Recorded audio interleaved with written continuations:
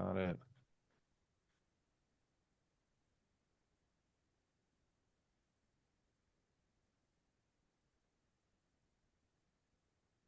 Okay.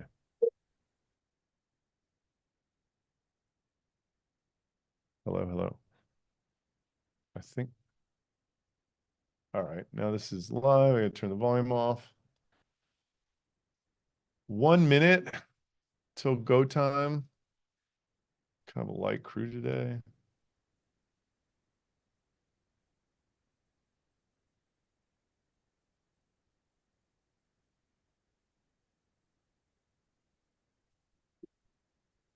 Um,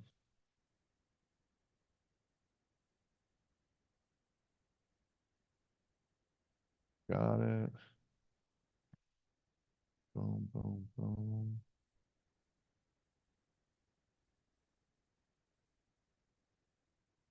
All right. Okay, so it is 2 o'clock. We got people showing up rapidly, it appears. I'm allowing recording for a bunch of people. Now there's all sorts of people showing up. Allow recording, allow recording. Okay, so man, I'm getting crushed with these notifications. Okay. What's up, team? Welcome to another inbound led outbound workshop. Today I'm going to talk about, a lot of people want to hear about the LinkedIn game, which is what this is all about. I think it's somewhat unique that I was able to come so fast, so quickly. And I think what some people don't understand is the journey that it took to get there. So that's what this week's workshop is going to be all about. I've been at this for 18 months. The first 12 months, it wasn't working at all. And I'm going to describe that. And then there was a period of basically like a week over Labor Day last year where I had this breakthrough. And I'm going to tell you all of this journey, like kind of who I was working with, what I was posting. And there's a lot of QR codes in here if you want to get your phones out and like snaps and stuff and like look at the visual examples of what I'm talking about. So let's rock. Let's do this. Here we go. I'm going to share my screen. So okay. So here we go. LinkedIn. I think that there's two competing audience building strategies to LinkedIn. One, you can try to be well known. And Chase Diamond, I know him and love him well. I know him and I love him, and he says it's about himself. He is trying to be well known, meaning he's trying to have a large and untargeted audience. He's posting things like job interviews. He's posting things about copywriting. And his goal is to just have as big of audience as possible and sell them these few things that he sells them, info products, some stuff related to, people growing their own LinkedIn audiences or whatever. So I think that the true power of this platform is being known well, and you can amass a very tight, very targeted audience by not only using LinkedIn as the attention platform, which Chase uses it as the attention platform, and he drives people Like, is that a sync? elsewhere. Sorry, I'm doing a little mute here. And so I think the power of it is you can actually use it to basically make people feel like they are friends with you, which is my goal in all this, like a maximally human experience. So this is an interesting graph, and followers don't really mean as much as they used to be, but I think it's a pretty good proxy for kind of how well I believe that I've understood the game. From September 22 to August of 23, my level of understanding of what this was doing for me was like kind of, to that slope. And then there was a rapid acceleration after Labor Day. So that was an aha moment, and I'll describe it later. You guys know who I am. So check out this Peter Conforti analysis of my audience. What I think is unbelievable about this being known well versus well known is that 75% of my audience is actually in my ICP. And there's two other really amazing stats about it. Number one, 80% of audience of engagers post to post are unique. So there's only a 20% overlap post to post of people engaging in my content. I think that's unbelievable and super powerful, meaning the reach is far and wide. Is are we somebody's not muted? I don't know what's going on. So the next thing that I think is pretty powerful about this whole thing is like 27% of my audience are CEOs and 18% are people above 1,000 employees. So like, I think it's easy to think that LinkedIn is just, you know, kind of a place for, you know, gurus and people selling info products and training and stuff. But like, if done properly, like this can be the result. So my LinkedIn journey, it definitely started, as many things did in my journey in life, with Jasper. I shared an office with these guys for 2 years before they started Jasper, and they were some schmucks just like I was, stuck at 3 million ARR. And they were literally out of money. They were about to liquidate their company and start a restaurant. And in December 29th of 2020, Dave took one more Hey, shot at Adam, it. can I interrupt you for a second? Yeah. Can you check if the LinkedIn live is still? It seems like it's not working. So it's working for me. It's just, it's delayed. Are you looking Okay. at that? QR code, by the way, Adam, is not working on the previous slide, slide 7. I wonder if my QR, this is kind of this is a little bit of an old deck. I wonder if it, so Santosh, that's the LinkedIn Live. Okay, all good. Yeah, click on So, it. I see just, I normally see like a 15-second delayed version of yeah. what's on my screen. And it appears as though that is the case. Yeah, working for me as well. Just a second opinion. Yeah. Okay, Okay. We got a bunch of it's working. The QR code. Okay. So by the way, I don't know about this QR code app. I used it could be that all the QR codes expired because it was a trial and I didn't pay for it. So if that's the case, I apologize. I will send I will figure out how to get you the stuff to look at. So anyway, long story short, Dave created Jasper. They made it in 7 days, and they thought it was going to be like, you know, another 3 million ARR SaaS, and it ended up going to 50 million in 12 months with a very small staff. And they raised 125 or 200 million, actually, I think it was, and took a bunch of secondary off.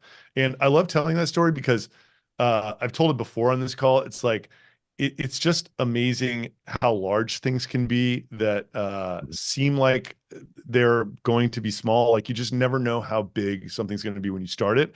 And I think that's like an amazing lesson for like anybody involved in startups, founders, revenue leaders, stuff like that. So at this point, when this was all going on with Jasper, like this is our revenue retention.com.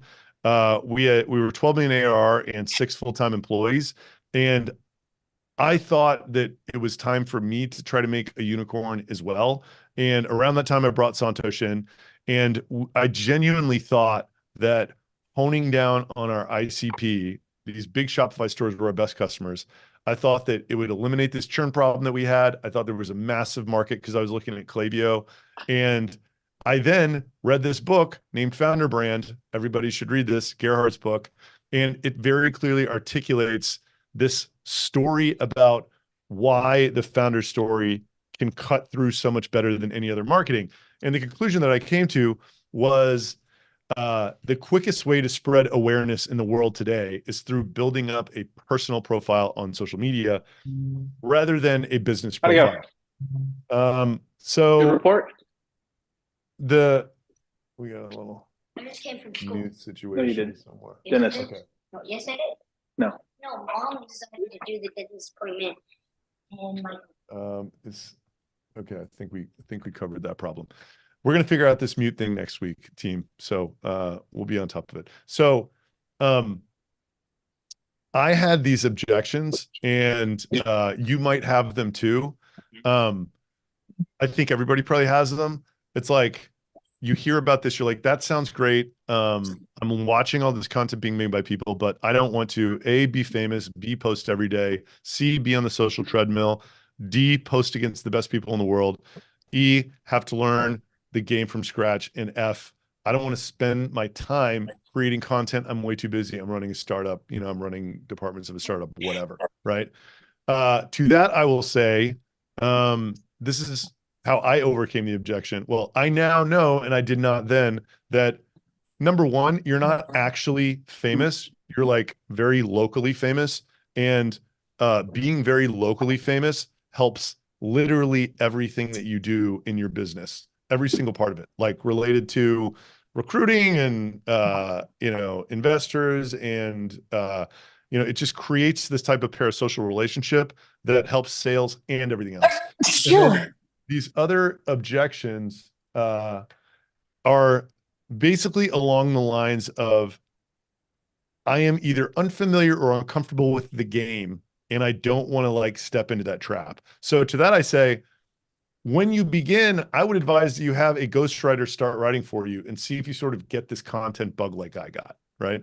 And the guy that I had write for me in the beginning was named Tommy. And his basic pitch was like, he was in the Shopify space. He worked for this company called Triple Whale, and they had a great social presence. And I was trying to learn how to have a social presence. I had zero. And he's basically like, look, you should start on LinkedIn. Only 1% of active users create content. I can write for you. This guy Daniel can sort of boost your post, which is another thing the sort of well-known guys do. They engage in they engage in each other's posts and sort of have this artificial boost. Whereas like I think Known Well does not do that. And he's like, you'll crush. So the journey begins September of 2022, and so a lesson I learned quickly is there are some fundamental parts of this game that these guys who know how to write for LinkedIn just understand that if you're just starting, you will not. So I spent 90 minutes writing this great post about this experience that I had, which was super weird, in a fireside chat where like I said what I did and then I got harassed by the audience, and the other guy in the fireside chat didn't even get to talk. So it was like this like kind of humble brag post. It got like 20 likes and 5 comments. And then Tommy put this up the next day, which is a screenshot of some tweet. I don't even know who this person is. It took him probably 30 seconds and it got 2,500 likes. So like, I was just like, okay, clearly I don't know what is happening in this world. I'm going to step back and relax and just observe for a little while.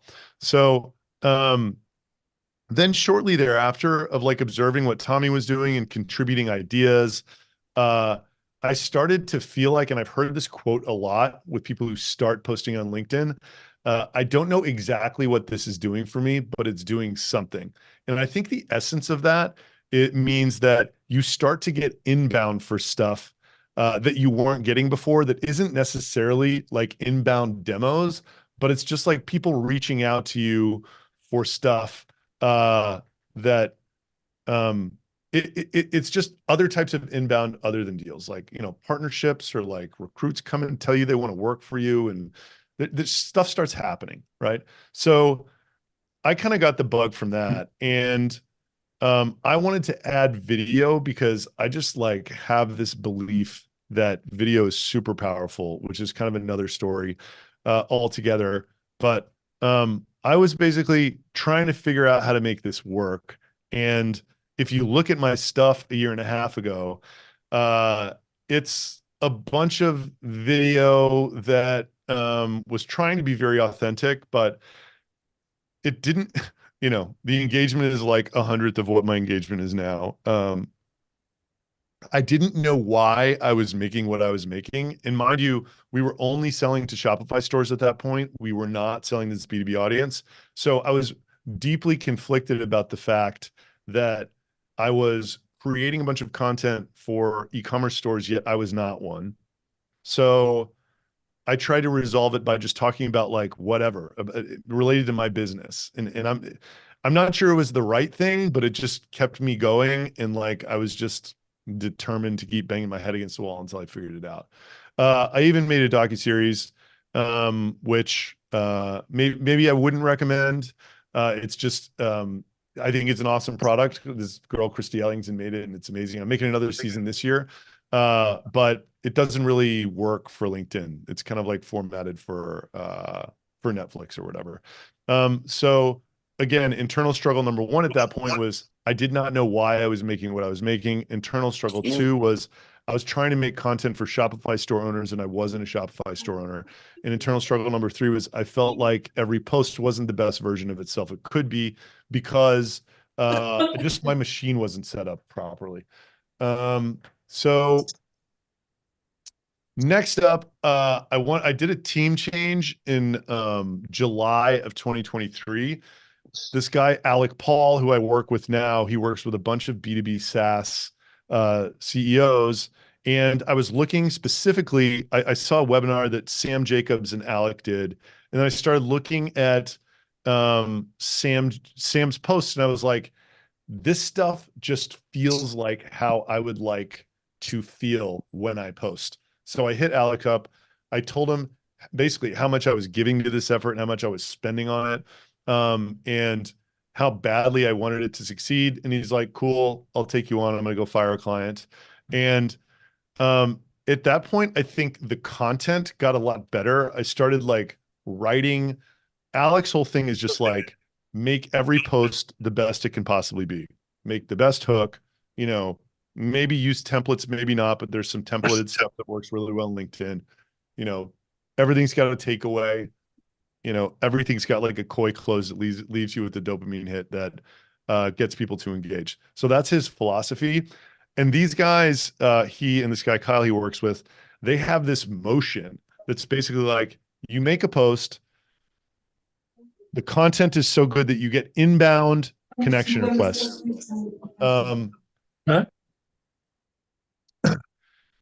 You go through the connection requests and accept the connection requests from your ICP. You basically write them an automated what got your attention message. You wait for 60 days, and then they're getting served your content because you just connected with them and you have a message history. And then you go back 60 days later and casually ask for a demo, and it's got some insanely high accept rate. So that's these guys' motion. And the internal struggle that I had after a couple months was it was all great, but like it wasn't booking demos for us in this e-commerce audience. And there might have been a couple like going into it, Alec was like, I don't know if these guys are on LinkedIn or not that you're going after, but we can certainly try. And then if not, we can focus on Twitter. And Twitter is super hard. The dynamic is very different than LinkedIn in terms of content creators versus content consumers. It's super competitive. And that brings us to basically this point where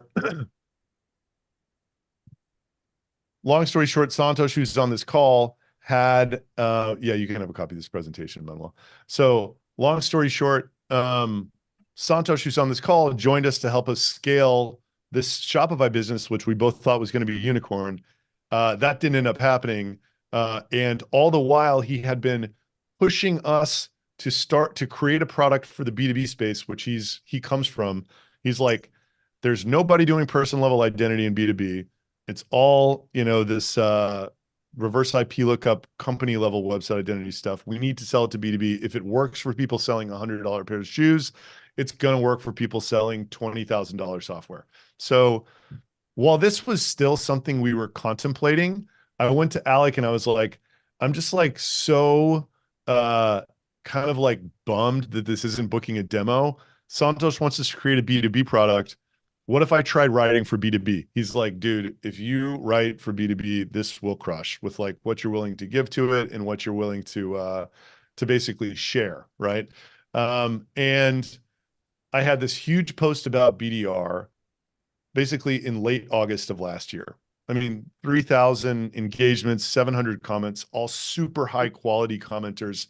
And the post was basically like, I don't know, a lot of people are struggling with BDR in 2023. And I just came out and said effectively like all the stuff that I've been hearing from founders and venture people. And, the long and short of it is like, does this still work anymore? Right. And I had recently shrunk our BDR team and our company sped up when I did it, which is an intriguing idea.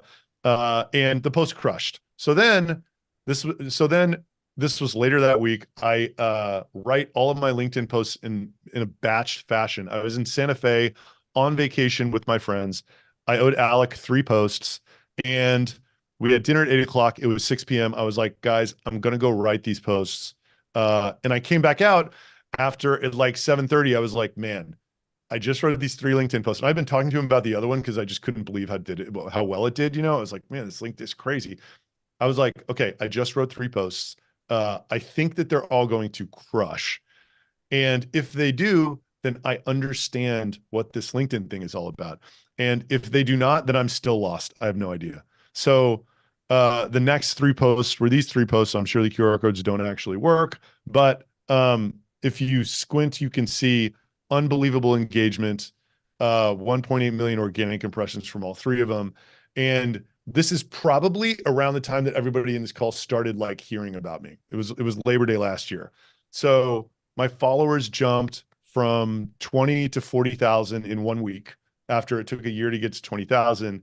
And I then felt that I knew what creating great content on LinkedIn was all about. And by the way, that's 12 months into this thing, right? So the lesson there is that this author to platform to audience fit in making this really work is like a real thing, right? So before I was writing for an e-commerce store, they're not on LinkedIn in the first place, and I'm not one of them. So when I talk about my pain, it doesn't just like deeply touch their soul like a SaaS founder when I'm talking about the struggle that I have trying to grow my SaaS company. And I was still trying to figure out what great was. And then afterwards, when I was writing for B2B SaaS revenue leaders, which I was, they also live on LinkedIn. I share the tumultuous parts of my journey, and I know exactly what great looks like. So then we enter this era that we're in right now, which I call the Chris Walker playbook. And, working with Alex, every text post is as good as it could possibly be. The video take that I try to put on there, and like kind of half or 2/3 of them, provides additional and relevant detail. And more importantly, it's a face which humanizes and adds authenticity, which I think is just so important in this world of, ChatGPT, Jarvis type stuff.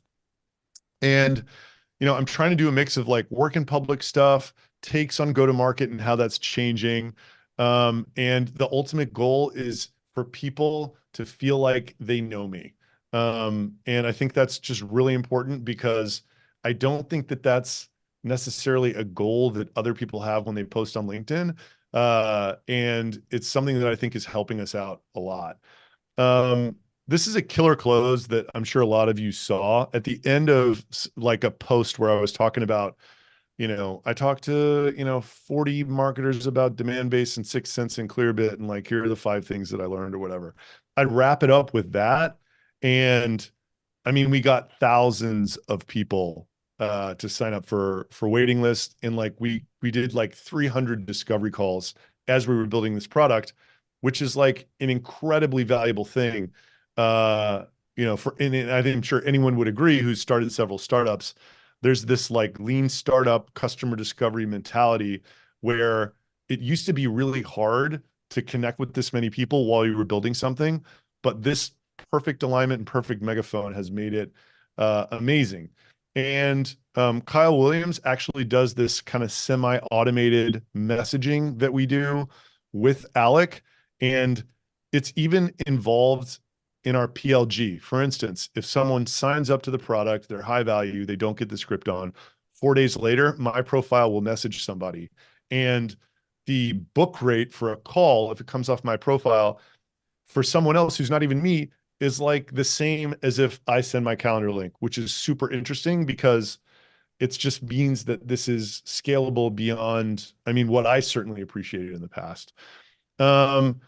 I'm paying a lot for all of this stuff. A lot of it is like stuff that you don't really. So the consultant and inbox manager are the LinkedIn execution. The film studio is because I'm trying to like do a lot of this narrative stuff, and it's not optimized for cost, and I need to work on it, and I know. But the point is, like Chris Walker doesn't spend nearly this much. I'm talking to him tomorrow about what he spends on it, but he's also way more expensive, doesn't need as much coaching as I do. And plus I was at 1 day per week on content when I did this presentation 3 months ago. I literally think it's like half my job now, this like founder brand stuff. But the good news is you can start with Tommy, and if you're trying to just dive in, I would start with a ghostwriter, and it's like not nearly that expensive or intense. And with that, I will turn it over to Mr. Santosh to guide us through some Q&A.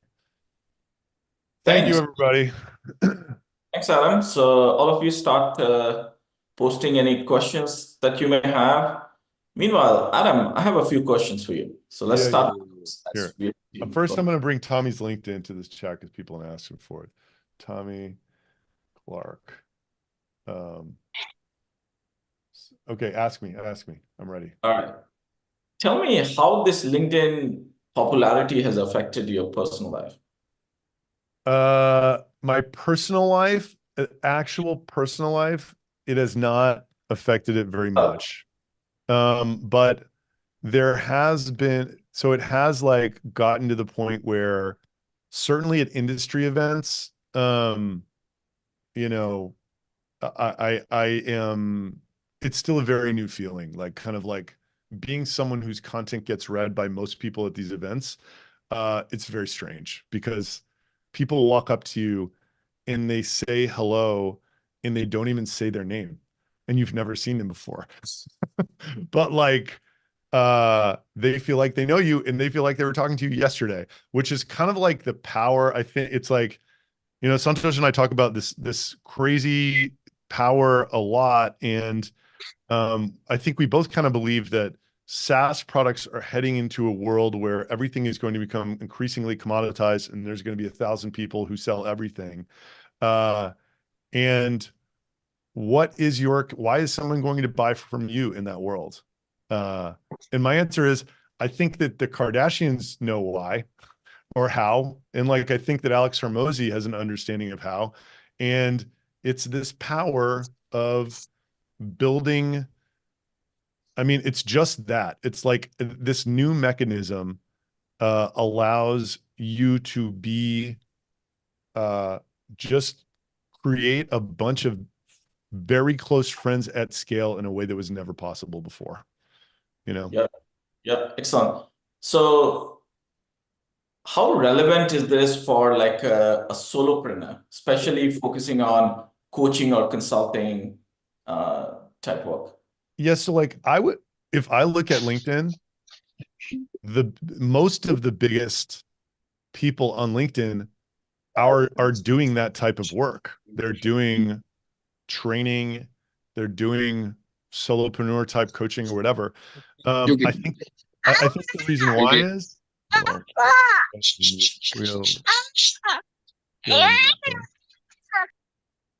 a little mute problem.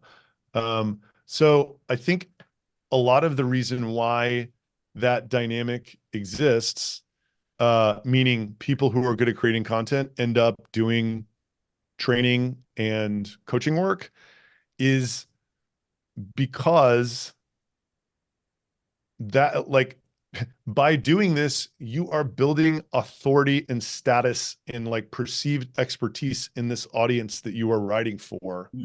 And a very easy way to monetize is to sell courses and coaching into it. There's the classic, I like to like sort of joke about the Facebook and Instagram sort of life coach model, where it's like these social media machines, LinkedIn to a lesser extent, but I still think that it is. It's like an envy-inducing machine.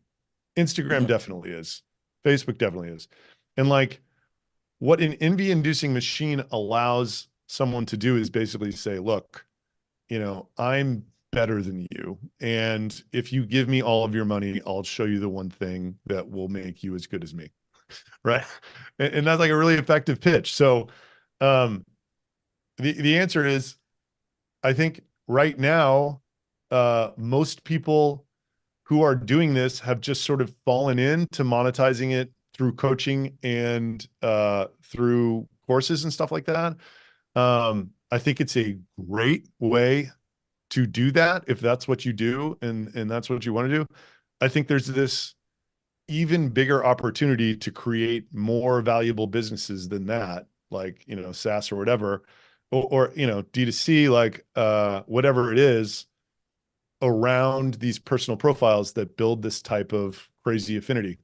And by the way, this is like a new belief for me. Like, you know, when I started this 18 months ago, like I never would have guessed that I would have be saying these words right now. Like that wasn't really the point. It was just like, I'm going to create awareness for this thing we're selling in Shopify stores, and then I'll just be on to what's next. Now I'm totally obsessed with it because I think this alignment that I was talking about, like it's so perfect, and we want to keep building products for B2B, which is like, and I look at the B2B landscape and I don't really see many other CEOs doing it. Like G's doing it over in Europe to a large extent, but like, yeah, it just seems like there's a huge opportunity to like build a large company in the way that some of the D2C operators have done in B2B, and it's less competitive at the moment. Yep, makes sense. All right, here's a good one. So you spoke about posting on LinkedIn, but then you also do a lot of content generations outside of LinkedIn, like you attend podcasts or conferences. Can you talk a little bit about that and how you balance your LinkedIn engagement? Yeah. So for now, in mind you, we're still like really early on in this. I think that LinkedIn is the kind of cornerstone to all of this because that's where the ICP audiences of this product we're selling are B2B. The events that I have been doing, I've been trying to go to events where they're willing to give me a keynote, which is another strange thing. All of a sudden, if you are your ICP and you have the largest audience in the space, like I would have to pay $50,000 in the e-com world to like get this keynote opportunity. No joke. At any of these, I used to pay that to like go there and be on stage with one of my customers. And now they're asking me to like come share my journey or come explain this LinkedIn thing or whatever. So my attitude has been I'm trying to just be everywhere, which is a steady stream of content on LinkedIn. It is, we've added this weekly event. And then I try to do as many podcasts in B2B as I can, which are other people's podcasts. And go to events and give keynotes. Sometimes there's live webinars that I can get on. But it's basically my philosophy is this. I'm trying to get people back to rb2b.com. I think that the story of the person and the founder is like the most compelling story, and it happens to be deeply intertwined with what we're doing right now. So that is why look, if I'm on somebody's podcast and 50 people listen to it, if 20 people listen to it and it took me an hour, then I bet you 10 of them will go back to our website. They'll know what we do. They'll enter our, you know, kind of inbound lead outbound workflow. And it's just what I think that the new model is. So it's why I feel compelled to spend most of my time doing this stuff. Yep. So here's another one. Adam, so for us, we were fortunate that we made the switch from e-com to B2B, and then you wrote this B2B content, right? But for others who don't have the same liberty or opportunity to make a switch, and they may be operating in a business that is not necessarily the core of LinkedIn, what do you suggest? So I think it's much less obvious. Hold on, a mute problem. I think that it's much less obvious. So let me step back and say one thing. I think that we're in a new world when it comes to the power of organic social versus the power of paid ads. And this change has occurred over the last couple of years. I was reading Gary Vaynerchuk's Day Trading Attention, and on page 4, he says TikTok showed up and they had the first interest-based algorithm. What does that mean? It means that with 0 followers, you could make a piece of organic content that was truly good and it could reach millions of people, because if you made it good enough and people were interested in it, then the platform showed it to them. Now the platforms, everybody's maxed out on social times. The platforms are competing against each other for eyeballs, and interest is the best thing to compete on. And that's why YouTube Shorts and Instagram Reels and all this stuff started getting created. So now more than ever, the power of creating good social content is enormous, because it effectively means your distribution capability is unlimited. And I think that's the reason why Santosh and I have been able to do so well on LinkedIn. It used to be about having 400,000 followers. Now it's about being able to create good, new, novel content well and steadily. So long-winded answer to, I think it's highly dependent on what you are doing. So like, for instance, let's use the e-com case, right? If we would have never pivoted to B2B, I would be giving everything I had to try to figure out how to be the Twitter guy, right? Like, it would have been much harder, would have taken a lot more sophistication probably, but I would have given everything to that, because that's where those people are. You know, depending on your market, people might live in other places. I was talking to a girl who was selling into like elementary schools, and these people weren't even on the computer. I'm like, yeah, I don't know. You know, we're getting into a conversation about how to advertise, right? But the short question is, should I go all in on LinkedIn if my ICP is not on LinkedIn? The short answer is, you should definitely not go all in like I am. But I think it's, and by the way, another example of how to harness this power of organic social content is this story I love to tell about one of our customers on the D2C side. It's called it's a showerhead brand called Jolie. And this guy, Ryan Babenzian, is like a great entrepreneur. With 3 people, they got up to 50 million run rate revenue in 18 months. And they did a lot of stuff because they're really good. But what they did better than anything was they basically figured out how to target a slice of like tens of thousands of micro influencers, not micro, but like 10 to 50,000 followers. They had a good sales motion with sending people a shower head and very casually asking them to post about it if they like it. And they got 30,000 pieces of UGC created about Jolie last year without paying anything other than the price of the shower head. That is incredible. And that's harnessing this power of organic social that I'm talking about in a way totally different than I'm harnessing it. Ryan Babenzian is not the face of that brand. He's not out there doing TikToks about shower heads. He figured out a way to create an army of people to make organic social content for him. And if the volume is high enough, some of them go viral and there's this crazy effect from them. So, Yeah. So yeah, look, I think we're going to try to do something like that with UGC, with B2B. I think we will see a lot of these models work over the next 3 to 4 years in B2B, but like no one's really cracked exactly how to do it yet. But the point is, it doesn't have to be you. But like, I don't know, there's a lot of different ways to capture this organic social thing. Great. Thanks, Adam. Let me go through, there are several more questions, so I'll try to rush through it. How much follow-up or comments you do that is delegated to somebody else or automated? Single word answer, no, but yeah. So my approach, again, this is all like with a this is through I look at it through the lens of, I'm trying to build relationships with these people on LinkedIn. And I'm giving a ton of time to it, and I don't have a ton of time to yeah, long story short, I get a ton of comments on my posts, and I try to comment to almost all of them. Like sometimes on Saturdays I'm out with the family and I can't really do it, but I try to answer in a thoughtful way any comment that people will give me. And it's sort of annoying because some people leave AI generated comments and I can totally tell who they are, and I'm sort of annoyed by the AI generation of them.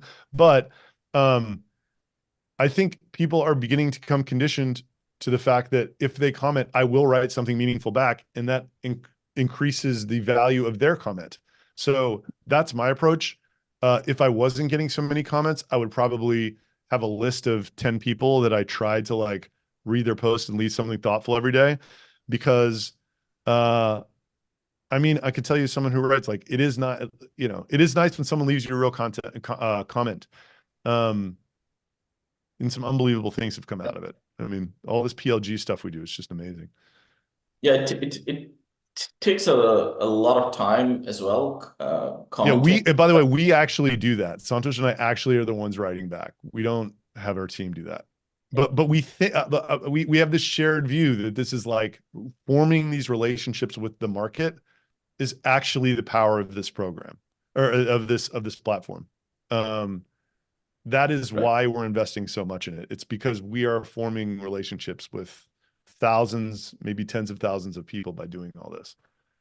Yeah. Here's another one. If somebody has C-level or senior folks in their ICP that supposedly don't visit LinkedIn as much, is this LinkedIn outreach still interesting, or can RB2B be used in any way to target them? So I think, yeah, if people are not on LinkedIn, it's just LinkedIn if your ICP does not live on LinkedIn, then LinkedIn will just be less effective than selling sales and marketing technology where all those people do live on LinkedIn. It doesn't mean that it will be worth zero, but it does mean that it's not going to probably not going to do for you what it's doing for us, right? The point is, so how do you plan to target them? So I think that, in fact, I know C-suite people, C-suite SaaS, they're on LinkedIn. Now, as we move into other non-LinkedIn industries, that's a really good question. I don't know. So cold email is getting harder, but I still think it can work a little bit. Yeah, that's a tricky one. Maybe events. Yeah, maybe events. But also, does cold calling still work? Does cold calling still work in traditional industries? I'm not sure.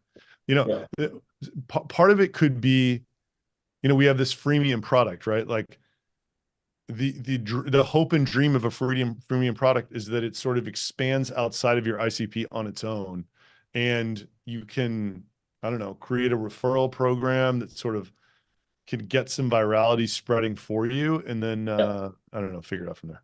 Yeah. Here's a question on build in public. What are the stories or battles you decide to share versus decide to keep private?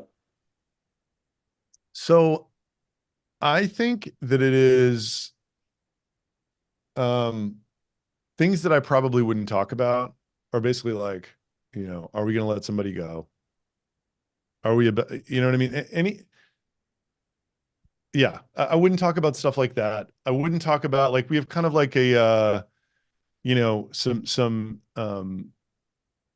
sensitive compliance topics that I really don't mind sharing, but like specific things related to them, is it like could relate to a partner or something like that. Like, I don't think I would share stuff like that.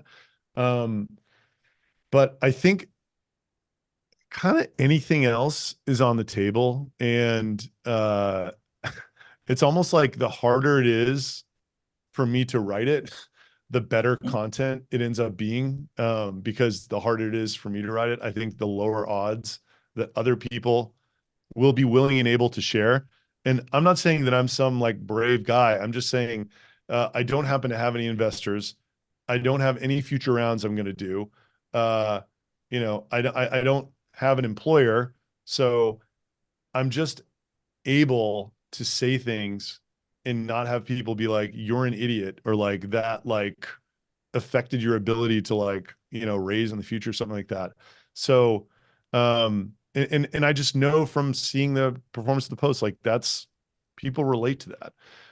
Right. And they relate to the journey, right? It's not like they only like stuff when it's bad, but like if you're actually sharing when stuff hurts, it almost makes the good stuff that much sweeter. So, so yeah, I mean, I think just kind of people related privacy kind of issues I Yeah. wouldn't share.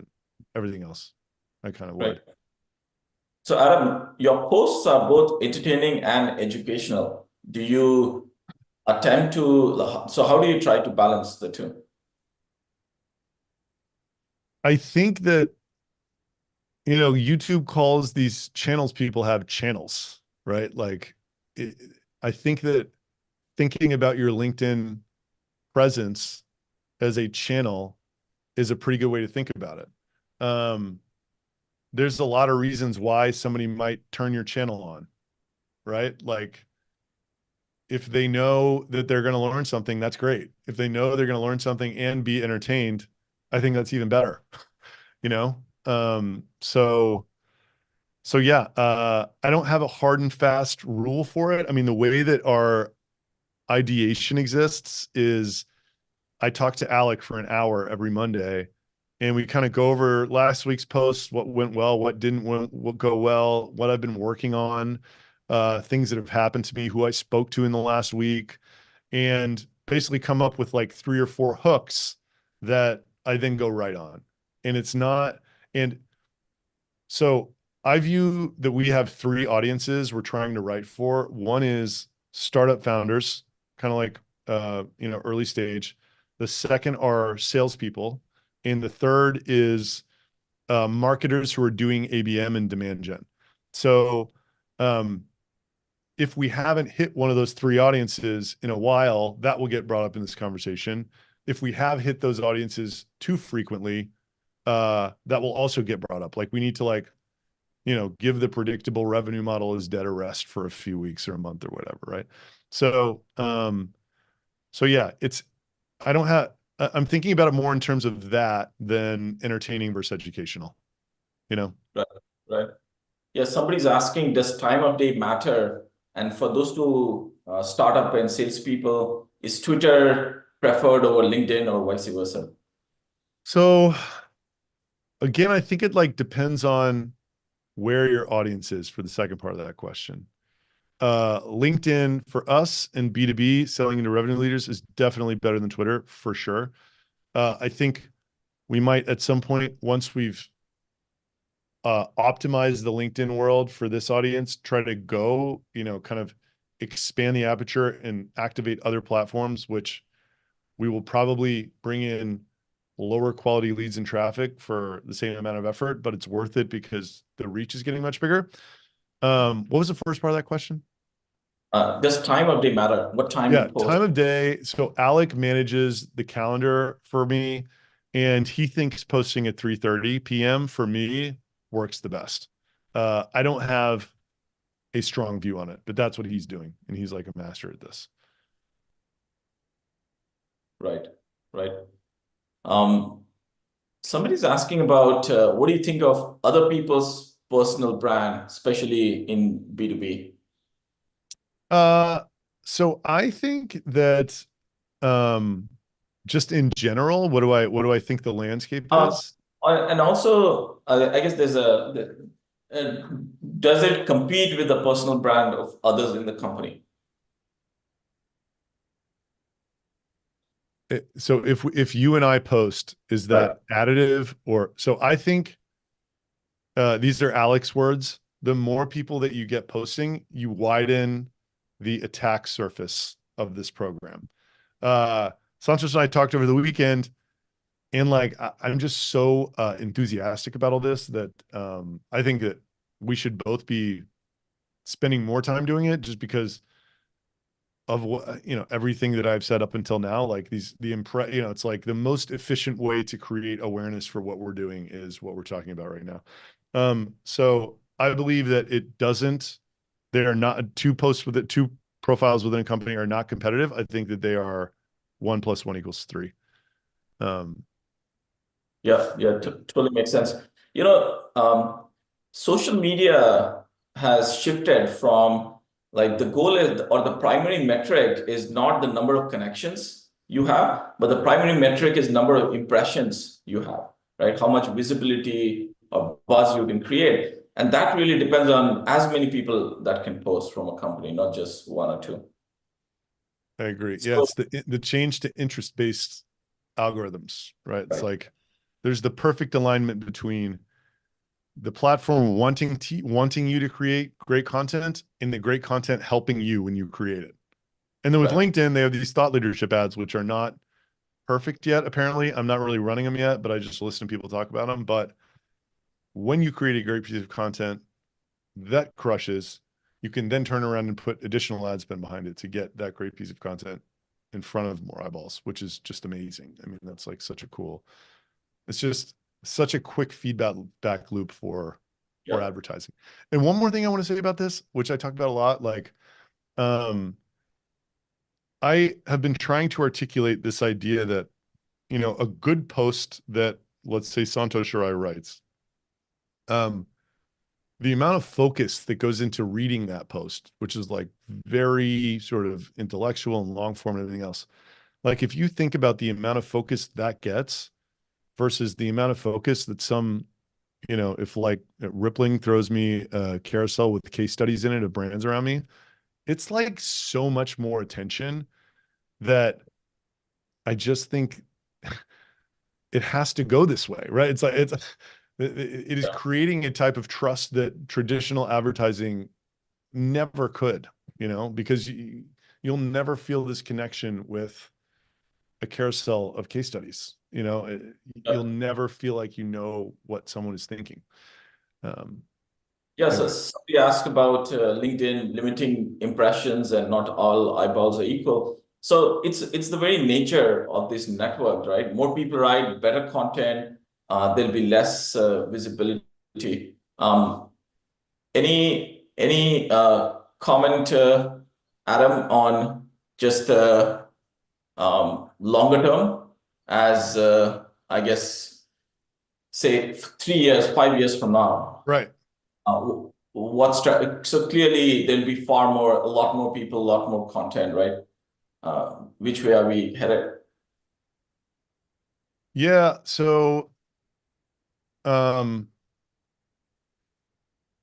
think that clearly many more people will be posting than today. AI tools may get better. I mean, they will get better. I still think that the best content will be the best because of the perspective that the person posting it has in what they offer, right?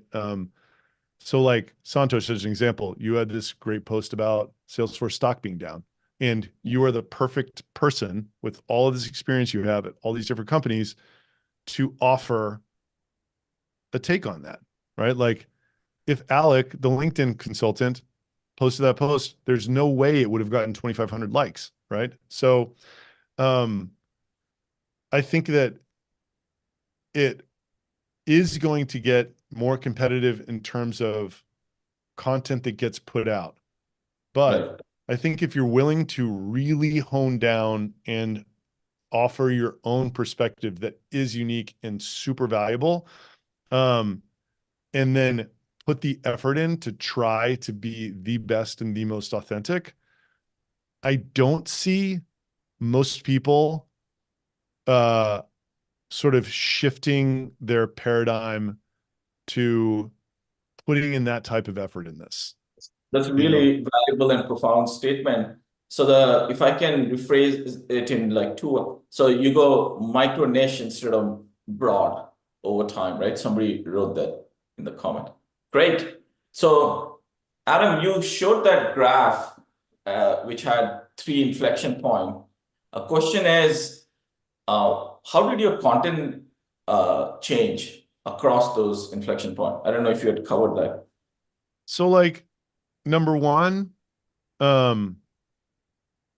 I was number one, I started speaking directly at people like me rather than e-com people. So that was number one.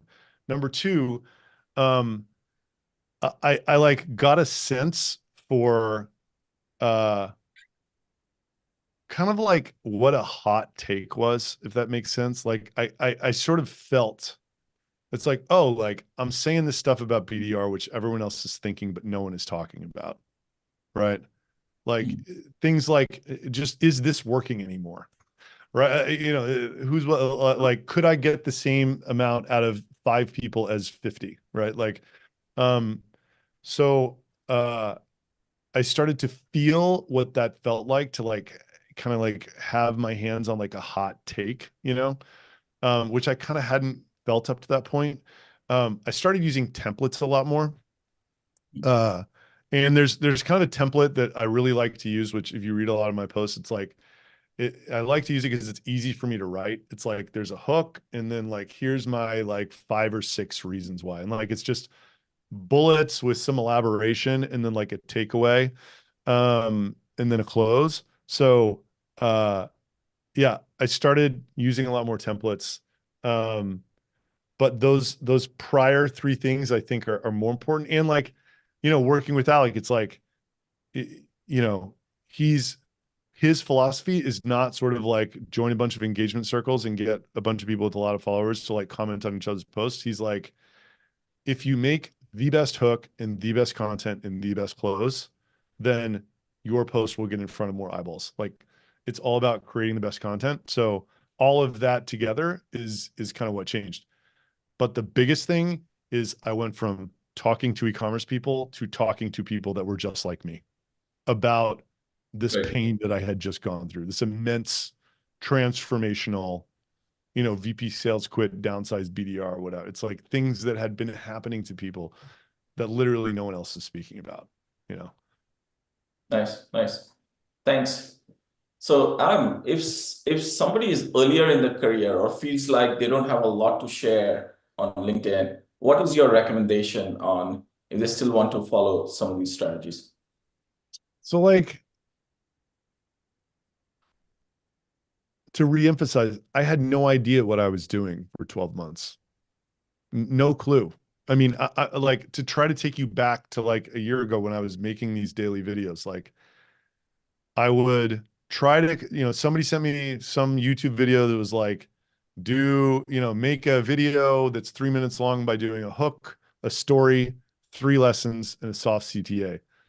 So like I would try to kind of write the hooks down throughout the week. Then I would write the content and stories and I'd record them all at once. And like one week I might have been talking about, different ways like tactics and sales or something. And the next week I was talking about like spirituality and being, like sort of the mindsets. Like I had no idea why I was writing what I was writing.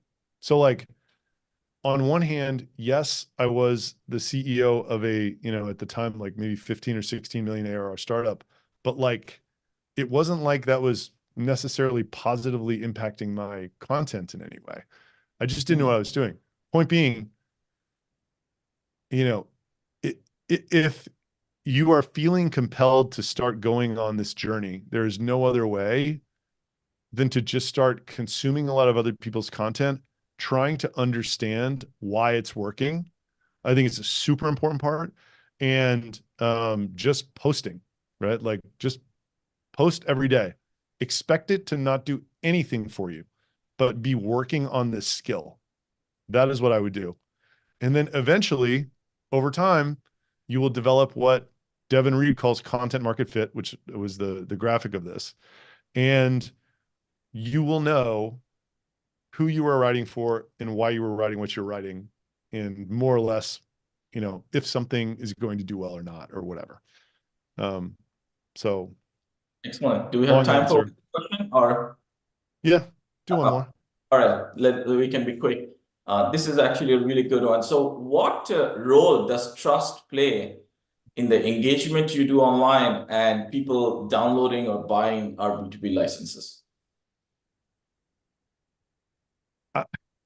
I mean, I think it was literally everything. Like no one would know about RB2B if it wasn't for LinkedIn. And look, it's a somewhat gray area product. Like data is an untrustworthy space. Like that's part of the reason why, I think this stuff is so amazing for us in particular, right? Like it's this automated trust building machine that then allows you to funnel people through to whatever's on the other side, right? It has been everything for this new company. Like we would be nowhere without it. We would be cold emailing people who didn't pick it up and didn't pick up the cold email and, wondering why it wasn't working because the product's good, right? Like, Yeah, we'll I don't copy know what that, else to say. but we'll follow up. Happy to take these offline but we are just close to time. Cool. Well, thank you, everybody. I'm happy to answer any additional questions that you have. Just email me, adam@retention.com. Santosh is as well. And what are we talking about next week, Santosh? Well, next week we'll talk about mindset to be successful, to dominate. I love Mindset that. is The global domination mindset. There you go. It's a great topic. Forward to Cool. it. Thank you, everybody. And we'll talk next week. Cheers. Bye.